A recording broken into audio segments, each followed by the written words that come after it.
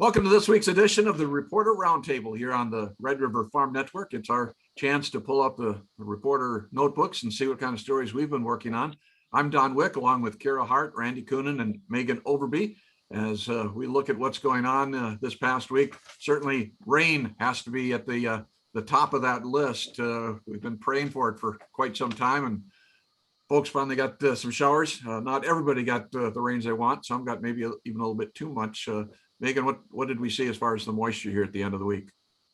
Yes, well, you summed that up perfectly, Don. Some got rain, some didn't. It was super localized, and in some places, like you said, maybe got too much rain. One of those places is Jamestown, North Dakota. So there was a pretty strong system that moved through that area Wednesday evening.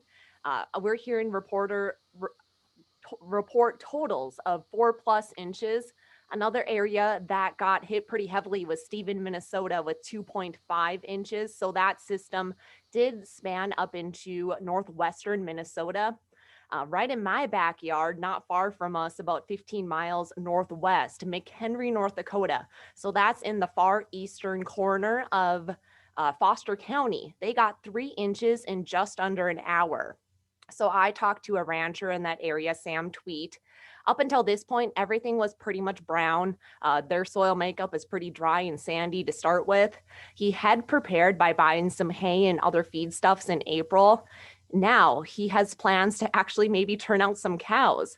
Up until this point, that wasn't really a thought in his mind anytime soon. And so a similar situation actually happened last weekend in Manning, North Dakota. So that's Dung County, where we've seen actually the eastern half of that county move into exceptional drought this week. But again, some of these rain totals weren't always put into the latest U.S. drought monitor. So Weston Dvorak, Manning, North Dakota, got 1.10 inches of rain last weekend. And that was really a game changer because similar story to Sam, not much growth. It was pretty dry and barren out there. Now, Dvorak told me that 2 days ago, he actually turned some cows out to pasture because that grass shot up 6 to 8 inches with just that one little shot of rain. And he has again made some preparations for this drought, putting all of his cropland acres actually to forages. And he just started farming this past week because up until this point, either farmers in his area put that seed into dry dirt and hope for the best, or they just simply held off. Well, this rain should help with emergence, and the little bit of heat that we're getting is going to pop those weeds out as well. So we're going to be moving into weed control. Everybody's been out and about talking to a lot of farmers this week. Checking on crop conditions. Randy, we were up in extreme northwest Minnesota for crop watch on Tuesday. Yeah, and the typical situation there pre-rains, so everybody was hoping to get some of this rain, and pretty uneven as far as emergence goes across the board, whether it's the wheat, the canola, the sugar beets, all the crops. Just depending on where, if the crop got put into moisture or not, and this rain should help even things out a little bit. However, there is kind of the risk, especially with some of that wheat crop, we could get 2 different maturities in that same wheat field. So just because this rain came a little bit later, and got the crop started later. And Randy, we've talked a little bit this morning. We meet every day and do a team update on what's going on. And we've been seeing, I think, just scattered reports of maybe farmers that waited on that wheat crop to emerge and have decided that, hey, it doesn't look so great, I'm going to swap it to something else. I don't think we're hearing widespread reports of that, but we've certainly heard kind of some scattered thoughts on winter wheat in South Dakota and spring wheat in North Dakota. Yeah, I've heard more of probably more of on the winter wheat side. If that crop doesn't look as well, they may tear it up, put some, whether beans or corn. Question I had too is if they tear it up, is there enough moisture to get that second crop started? So, and I think a lot of the guys were asking that same thing. So just kind of rolling the dice there, I think. Mm-hmm. Mm-hmm. Well, I know another crop that we've been hearing a lot that farmers have been holding off on if they didn't get it planted early is canola. Kara, I know you talked to a farmer in the Rugby, North Dakota area that just said, until we get some moisture, I'm not planting canola. I've heard that from farmers in the north central, northeastern part of the state where we have some pretty heavy canola acres. And again, if they didn't get it planted early and they're waiting for that late seeded crop, they need that seed bed because they're not going to let that canola sit in dry dirt. we got some more chances for rain as we move into the weekend, and temperatures look like a little bit up and down. Got some warm days, but then it cools off back and forth as we move forward in this week ahead. Randy, as we talk markets, China has been a big buyer both for U.S. corn and soybeans really the past couple of weeks here. What's happening there? Is it new crop, old crop? What are we seeing? It's pretty much all new crop. Matter of fact, we saw China cancel some old crop corn sales earlier, actually about 10 days ago, I think. And then it's been all new crop ever since that. Matter of fact, there was no flash sales again this morning. That's the first time now.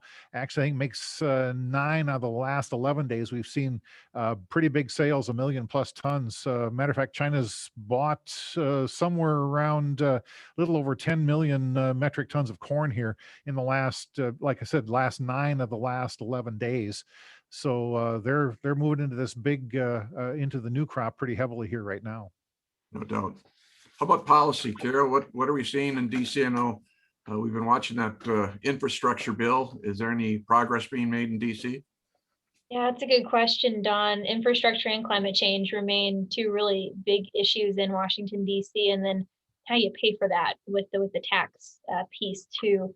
So visited with the Russell Group president, Randy Russell, this week. He thought it could be Memorial Day before we really know if that infrastructure package being considered in Washington, D.C. will take a bipartisan or partisan route. The White House has been meeting with leaders on the House and Senate side, trying to come to an agreement. Now, I think Republicans would like to see an infrastructure package. I visited with John Hoeven, a senator from North Dakota this week, and he said, I'm all for that, he says, but, I don't want it to be a more than $2 trillion package that isn't all infrastructure. So can they find that common ground will be the question. And if they can't, how does this move forward?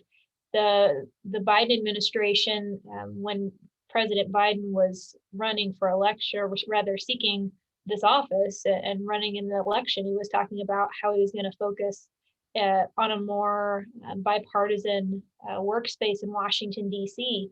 And at times, I think if you evaluate what's been done so far, it hasn't necessarily been bipartisan by any means.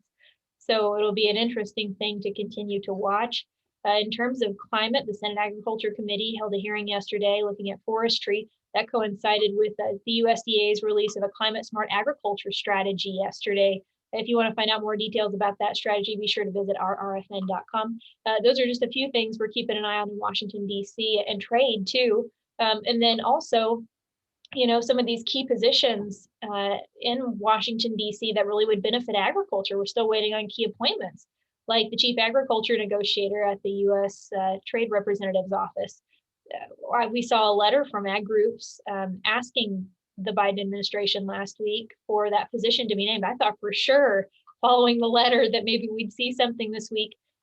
So far, as of Friday morning, we haven't seen anything on that. So certainly interesting. And then on the state level, I'll transition a bit here. Minnesota was supposed to wrap up their state legislative session on Monday. They did, but they didn't get everything done. So they're going to have to come back for a special session. Budget work is still going to be a focus, and lawmakers can still meet in conference committee, but it's more called a working group instead of a conference committee. There are some new deadlines coming up. Minnesota leadership did find agreement on budget targets on Monday. So we'll see kind of how things pan out between now and June, when Minnesota lawmakers are set to come back for a special session. That's what I've been following on policy. Don, do you have anything else to add? It's a long list. It's been interesting to watch. List. One thing kind of interesting, kind of delves into policy as well, and the markets, is cattle industry's been one of the commodities not enjoying some of the strength that we've had as of late. And we've had a lot of groups that got together, 6 different groups, including Farm Bureau, Farmers Union, NCBA, RCAF. These are folks that normally don't sit down at the same table all the time. Megan, what was that meeting about? What came out of it? Well, the one word that all of the respective groups are using to describe this meeting is historic. And like you said, it really is historic because these groups don't generally see eye to eye or sit at the same table. But this is how big that this cattle market issue is if all of these groups are coming together to try and find a solution. So they talked very openly about packer concentration, oversight and capacity with those packers, price transparency and discovery, the Packers and Stockyards Act, enforcement, and the level of captive supply. So those are the main issues that they identified as we need to do something about this. So after they had their talk when they met in Phoenix, and that came at the request of the Livestock Marketing Association, president right now actually is Larry Schnell from Stockman's Livestock Exchange in Dickinson, North Dakota. So a lot of people credited him for bringing these groups together. So 3 action items is what they agreed on, and they're going to bring those respective action items back to their membership. And then their membership will talk about it and decide if they're going to implement some internal policy or how they're going to handle this. So 3 action items include the first, to expedite the renewal of USDA livestock mandatory reporting. That expires at the end of this year.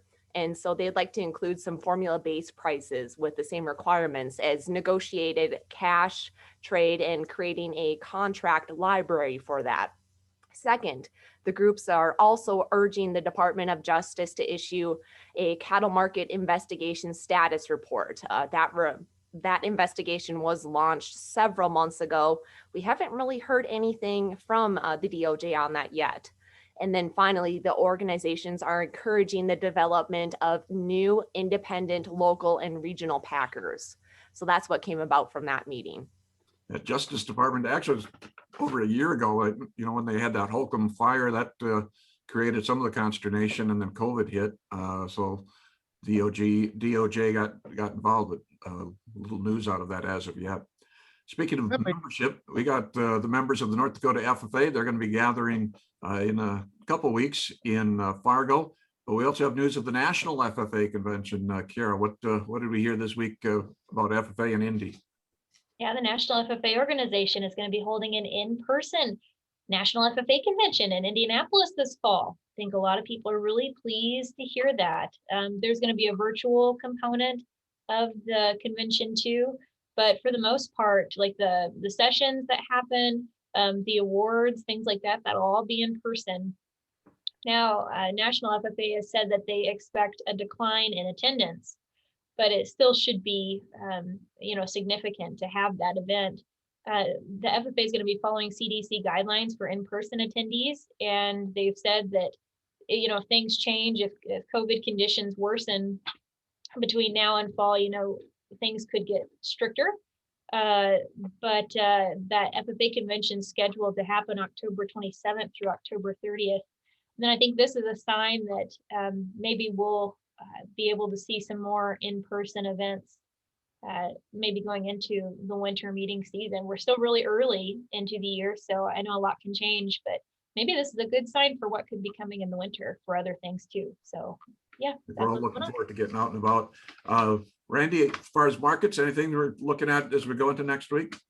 I basically just crop progress, planting progress. We're expecting the corn to be somewhere around 89 to 90% planted, which normally we're about 80% this time of year. Soybeans expected to be up there as well, ahead of normal. That could pressure the markets if we continue to see some rain. Like I said, weather and crop progress is going to be the big movers here, I think, for the next week. We could see maybe if we see any more export sales too, could impact this, especially the corn market here right now. One final note as far as markets, Whelp magazine, which I guess I had to look up to find out what Whelp magazine was, but they came out a list of the top 20 podcasts for market analysis, and the Red River Farm Network Market Analysis Podcast. Randy, you voice that most of the time, but everybody gets involved, made that top 20 list. So that's kind of cool to see. Yeah, it was. I really surprised too. I was not expecting that at all.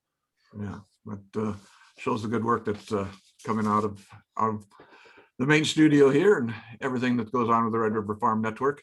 Well, again, folks, appreciate the chance to bring you up to date on what's happening in the world of agriculture. We're reporting agriculture's business each and every day, and that's our Reporter Roundtable. Have a great day.